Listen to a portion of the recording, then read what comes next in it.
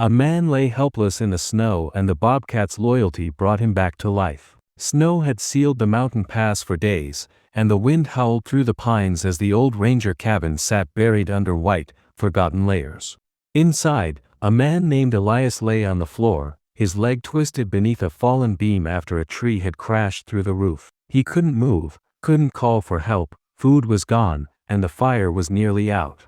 Outside, something stirred in the dark, moving with a quiet determination. A young bobcat, thin and scarred, circled the cabin. He was not hunting, nor fleeing. He scratched at the door repeatedly. For 3 nights, he returned, yowling into the cold, pawing at the wood, leaving fresh tracks in the snow that seemed almost like a warning. Hikers passed by, noticed the scratches, and shrugged. "Coyote," one said. "Just an animal," another murmured. But Ranger Joe did not shrug.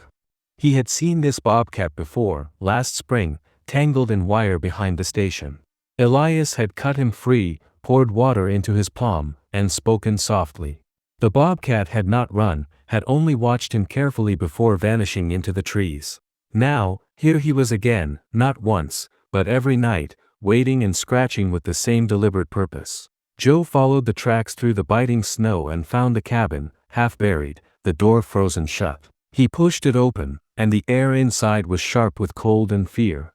Then he saw Elias, pale and shaking, barely breathing, trapped beneath the broken beam. The bobcat pressed close to the man, curling against his chest like a protective shield, ears twitching at Joe's voice but showing no fear, only loyalty.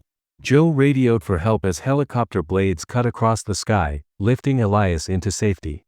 The bobcat did not flee, sitting in the snow with raw paws from scratching, ribs faintly visible, remaining until the chopper disappeared into the distance. At the hospital, Joe recounted every moment to Elias. "That bobcat, he saved you," he said. Elias closed his eyes. "I thought he had forgotten me," he whispered. Weeks later, Elias returned to the ridge, crutches in hand, leaving a bowl of water by the trees. He waited silently, and at dusk, the bobcat appeared. Not close, not far, simply watching. Elias sat quietly and said, "You came back." The bobcat blinked, then turned along the trail, not away but as if inviting him to follow. After a moment, it looked back, waiting. From that night on, the rangers began leaving food, not to tame him, but to honor him.